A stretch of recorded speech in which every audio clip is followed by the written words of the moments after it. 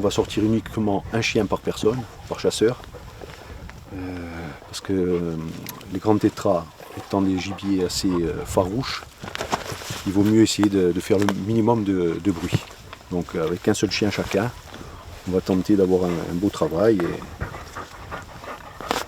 et de réussir cette première matinée. Voilà, les chiens sont impatients, nous aussi. On a fait 4 jours de route depuis la Corse.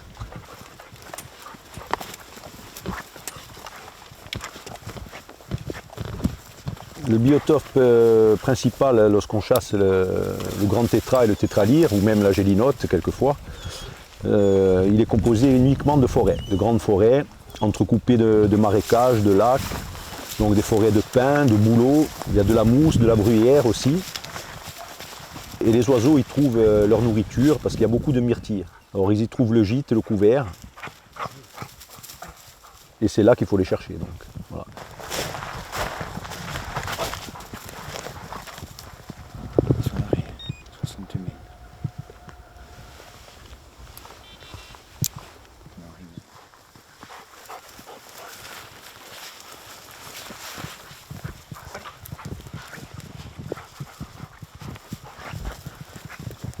Donc là, on va explorer ces petits mamelons, là où on est situé, comme ça. Il y en a plusieurs ici. Et en général, c'est des zones propices à grand coq, à grand tétra. Et les lisières, on va exploiter aussi les lisières pour le petit tétra et quelquefois le grand tétra. Et là, il y a un chien qui est à l'arrêt, on y va. C'est difficile d'avancer rapidement.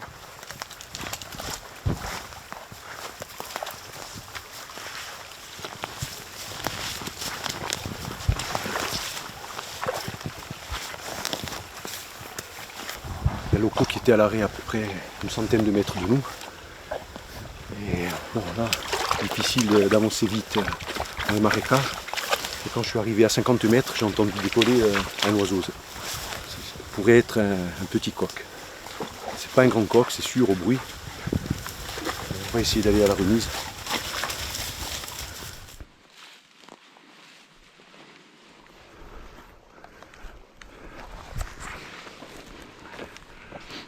Cool. Cool. Allez, il est parti. Un deuxième.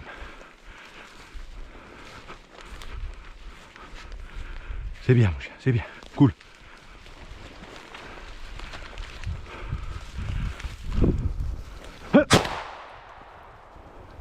Va chercher, allez, va. C'est quoi? Un tétralyre. Je sais pas si je l'ai pris, mais il est parti juste derrière le pin. Cherche, cherche. Cherche, cherche. Ah, il est là, il est là. C'est bien. C'est un jeune de l'année. Les plumes ne sont pas finies. On voit ici les petites plumes marron. Et sur la pointe des ailes, c'est un joli mâle. Avec sa belle lyre. Voilà.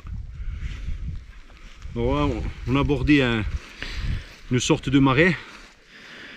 Et c'est le jeune chien qui a pris l'émanation d'assez loin. On a eu le temps d'arriver, le chien a coulé assez rapide. Et bon, c'est peut-être grâce à ça qu'on a réussi à tirer, parce que si le chien avait mis trop de temps à remonter l'oiseau, ça aurait été impossible. C'est des oiseaux qui tiennent pas beaucoup l'arrêt là en ce moment. Donc, bon, j'ai lâché un coup un peu à la va-vite, hein, à l'épaulé, mais bon, cette fois-ci ça a marché.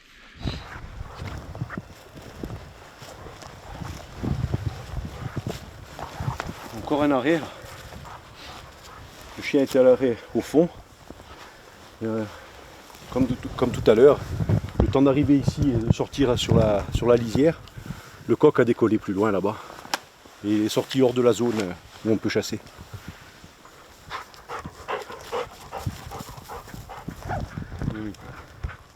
Bien, c'est bien mon chien.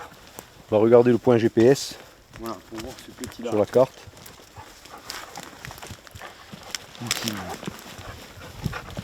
Bon, il n'est pas très grand. Est-ce que c'est celui-là? Ouais, donc ça veut dire qu'on est à l'opposé de là où il nous a dit. Lui, il a dit là. Ça, tu le couperas. Ouais.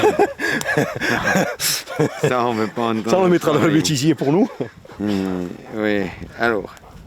C'est pour ça quand j'ai vu. Non, là, parce qu'il y a la zone là à faire. Il y a 2 zones, il y a 2 poches. ouais, on les fait. Bon, ça on peut les faire après en reprenant la voiture. Parce que là on s'est fait embarquer par des coqs qui décollaient tout le temps à l'arrêt des chiens, mais avant qu'on arrive.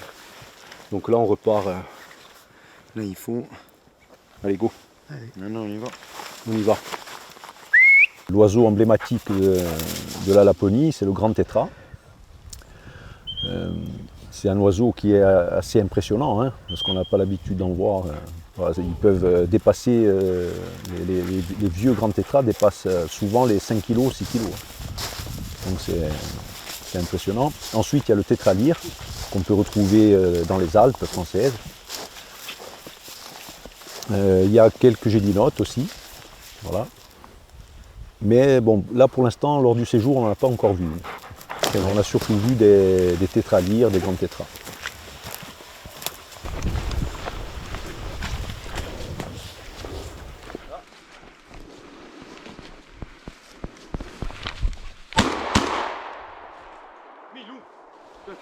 Ouais. Rapporte. Alors on a eu 3 occasions là en même pas 2 minutes. Donc d'abord un arrêt de gypsy sur un grand coq. Malheureusement, bon, pas eu de chance et le coq est parti, loupé.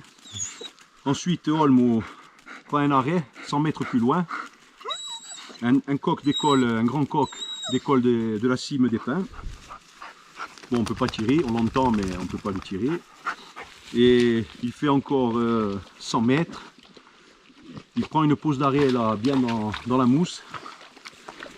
Et j'arrive à prélever cette poule. Voilà, une adulte, une belle tétralyre adulte.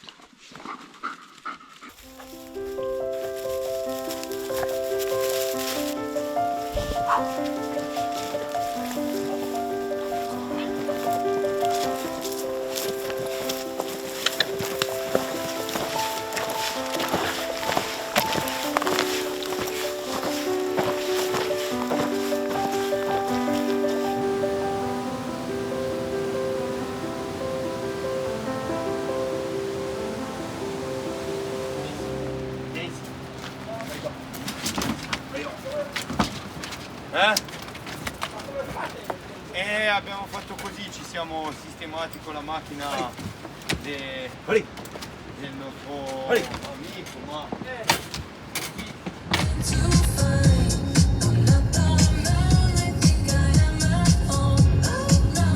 Buga kan man säga. Det var efter en period av feber och hosta hos paret Therese och Hunter Mayborn som de valde att anta en sexutmaning. Välkomna ni två.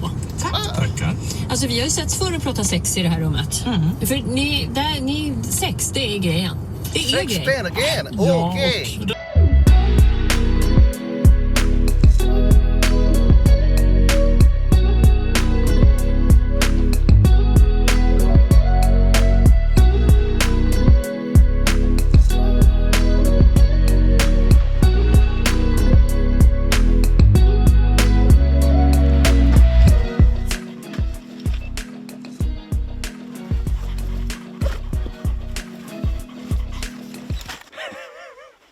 Allez, vas-y. J'ai fait un nœud, mais tu sais, j'ai pas fait le nœud où tu tires dessus.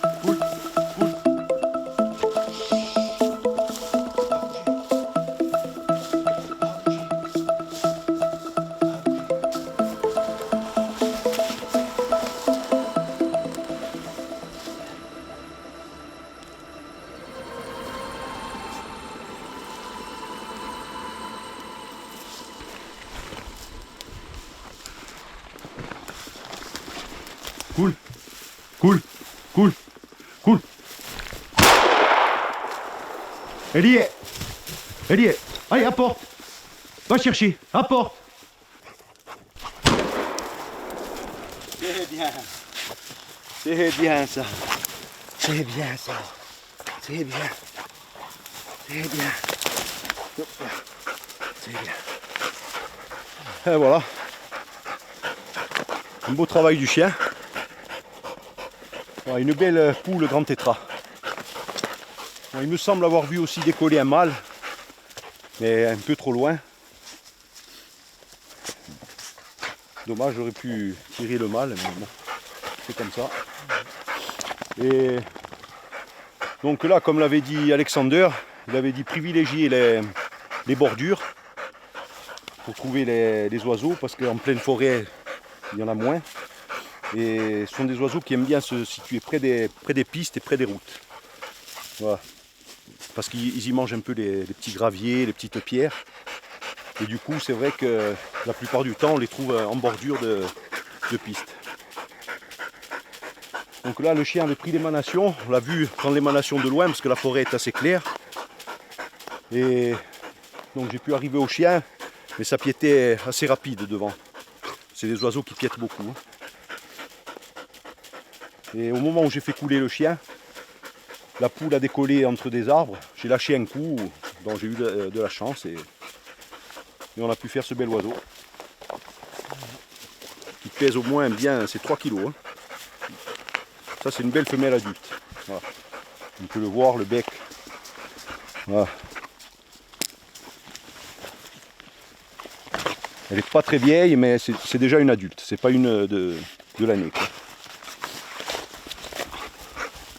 C'est bien le chien, c'est bien Holm, c'est bien. Là, le chien est aussi content que moi. C'est bien ça. Bon, j'ai l'habitude de mettre dans des sacs en papier, le gibier. Comme ça il s'abîme moins dans le sac à dos, parce que toute la journée dans le sac, après on a des mauvaises surprises. Alors, on lui met la tête sous l'aile. Arrête. Et dans le sac à dos.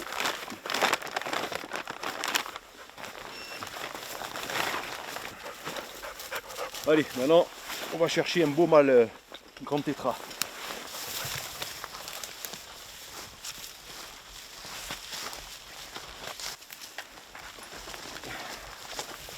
Voilà, la douille est là. On va respecter cette si belle nature quand même. Allez, viens.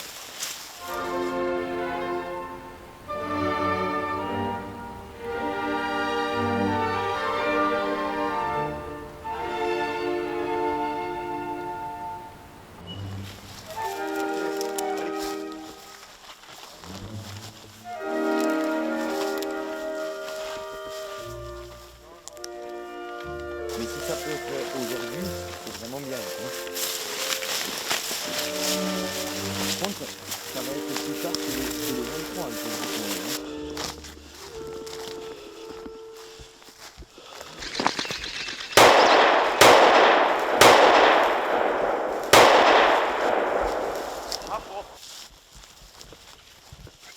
Apporte. Cool. Cool. Elle est là. Tu le vois? Ouais. Bien. C'est bien, ma fille. C'est bien, doucement. C'est bien. Pou, pou, pou. Oh longueur. Ça oui. Hop, hop, hop, hop. Ça c'est un vieux. Hein. Po, po, po, po, po. Eh ben, il fallait qu'elle tourne cette chance. Ah ben, quel gros saut. Ça c'est un vieux. Hein. Il est encore dans la bordure. Hein. Ouais. Pile dans la bordure. Tout le temps sur les bordures. Ah, mais... Il y a le jeune chien là-bas qui était à l'arrêt. On croyait qu'il pissait. On n'a pas été. Hop, hop, hop. Et il a décollé. Il a décollé, voilà. Il a longé toute la piste. Parce que je l'ai visé, il venait bien. Tu vois, Il on a pris des travaille. plombs. Hein. Eh ouais, toi tu as tiré au 3 début. coups. Ah ouais. 3 coups. Et moi j'en ai tiré 3 aussi, quand il m'est passé en travers. Il n'est pas Boum, tombé boum. de suite. Hein. Non, moi, je l'ai vu le second coup. Et le premier et le second, mais bien, tu vois, des Fujilan. Et il tombait pas. Ça c'est un vieux coq. Eh ben, Voilà, on était venu pour ça. exactement. Mission accomplie. Mission accomplie. C'était l'objectif. C'était l'objectif et il a été atteint. Putain. Mais bon, faut courir. Il faut des chiens aptes.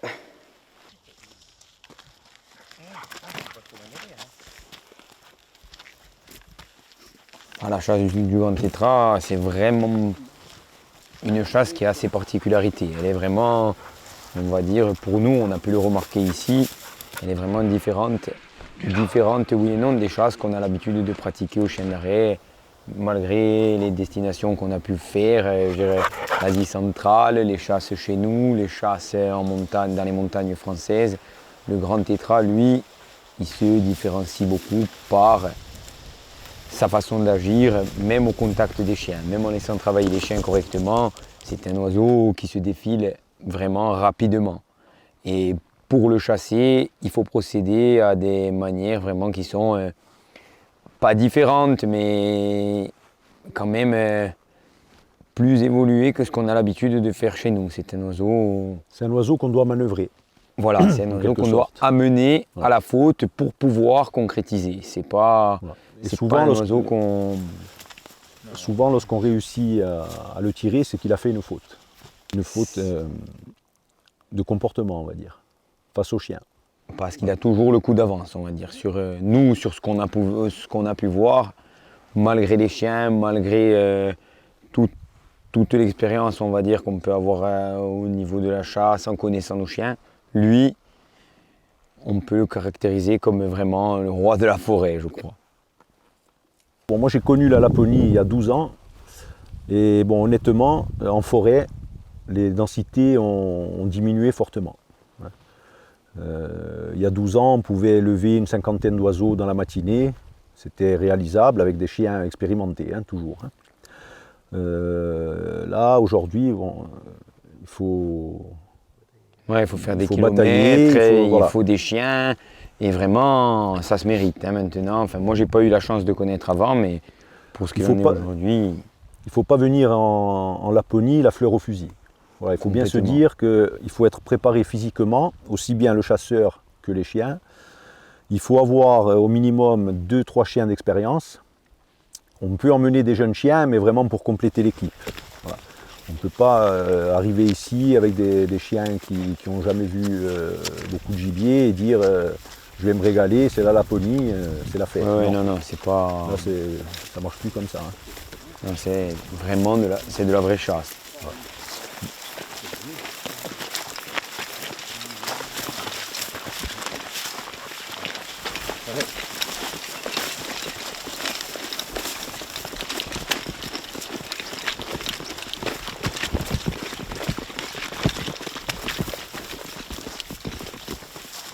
Alors il y a des quotas imposés. Alors en forêt, pour les tétras, c'est 3 tétras par jour et par chasseur.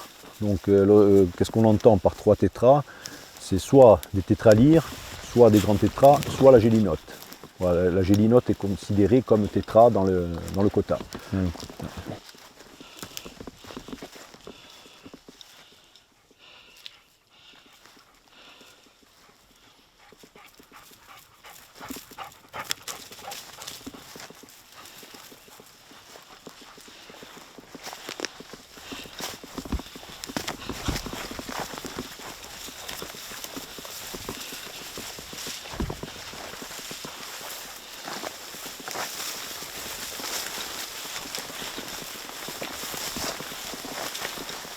Là, apparemment, ça sentait bon.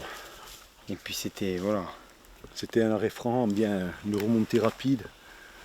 Il y avait quelque chose il n'y a pas longtemps. Allez, on va continuer. On remonte vers la bordure. Attendez.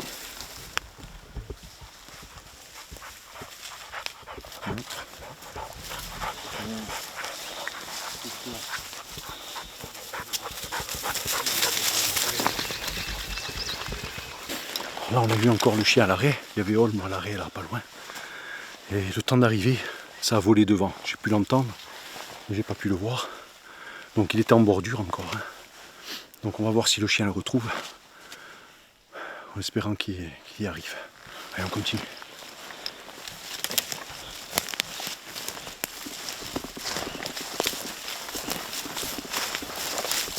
vous donnerai le film quand il était à l'arrêt.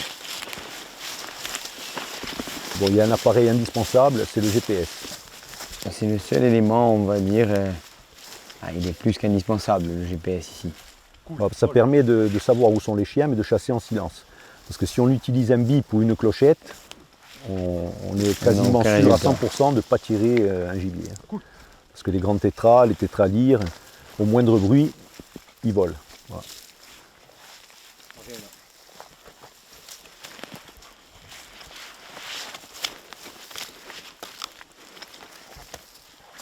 Cool. Cool. J'ai tué! J'ai tué! Ouais, répare! Porte! Oh, c'est bien. Oh, C'est bien, Holm, c'est bien. C'est bien les chiens. C'est bien ça. Doucement. Donc tout à l'heure, on a eu un arrêt des deux chiens sur le bord de la ligne. Bon, quand on a été au chien, ça a décollé, on a entendu décoller, ben on l'a vu un peu. Ouais, moi je le vois quand même. Voilà. Moi je vois quand même. Paul Louis le voit de loin.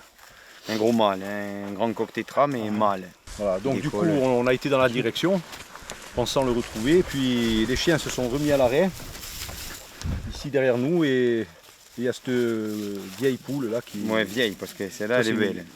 Belle vieille poule. On a eu tué de belles femelles grand tétra qui a décollé. Mais là, celle-là elle est belle. Donc on a pu la prélever. On est content parce que ce genre d'animaux, quand on les prélève, ça fait plaisir. Ouais, puis c'était sur un beau point. Ouais, une belle action. Une belle action. Parfait. Allez, on va continuer parce qu'il y en a peut-être d'autres. Bon, on repart communiquer, moi je ressors.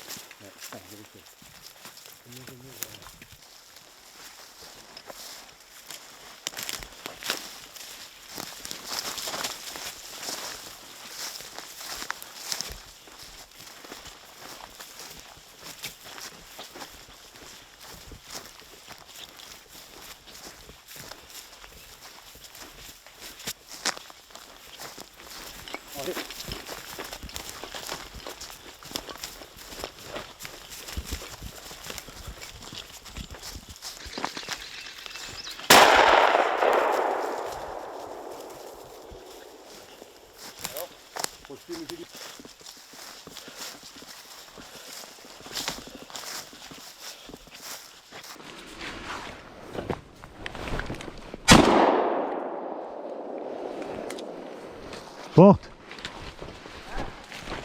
On a vu couler le chien là, toute vitesse, après reprendre l'arrêt. Recouler, il a repris l'arrêt et là j'ai entendu décoller. Et j'ai vu se brancher l'oiseau. Bon, je ne savais pas encore ce que c'était. Et à peine il s'est posé, il est reparti et j'ai pu tirer. Voilà, c'est souvent le cas, certains oiseaux là en forêt, dès que les chiens prennent l'émanation et se mettent à l'arrêt, ils se branchent et attendent qu'on passe pour décoller. Bon, celle-là, elle a un peu trop attendu apparemment.